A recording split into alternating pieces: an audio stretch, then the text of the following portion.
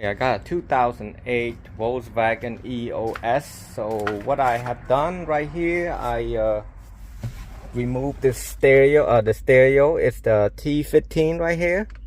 Remove all that T15 from. Actually, you want to pry this out first, right there.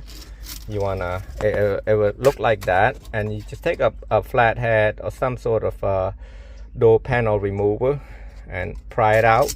Once you pry it out, the reason I'm doing like this because I got the RCA jack. Customer's gonna change the stereo soon, so I'm doing that right now to get everything ready. And so what happened over here, the only place that you can run the wire down here is to remove this also. So I remove 2 screws out here, 4 screws actually, and like I said, it looked like that. So I ran it down there. And you also got 2 over here, 2 them torque screw right there, T15, 1 right here and 1 right there, so you can take this down. And then also right there, the power, see the rubber boot right there, I just shove it through right there to the front for the power. This is a 8 gauge, so it's a small one, so you don't have to even pop this off to get it open. What I did, I ran the speaker wire so I can run to the amp. Here's a factory amplifier. So what I did, I hook up I got 2 wires right there. One positive is a red, negative is a black red. So I got the positive to number 10, which is red and white. Number 4, red and white, and then number 10 is brown and white to the negative. That's a speaker.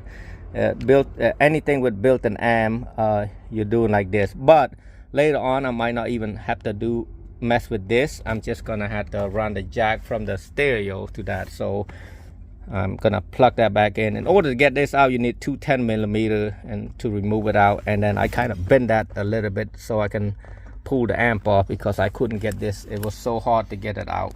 So now I'm gonna just shove it right here. I'm gonna pick this up a little bit. You can pry this out, but this is already bad already right there. I don't know how they got it in like that, but it was just covered that.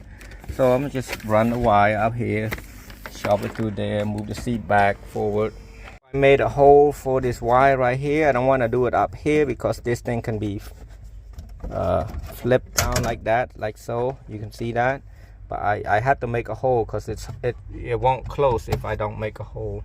And I made a 1-inch hole right there.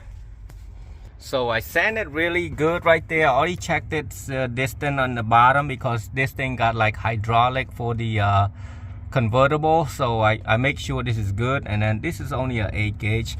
And it's his wire. So I'm making this ground. I'm going to have to put a tape right here so I know which one is for ground.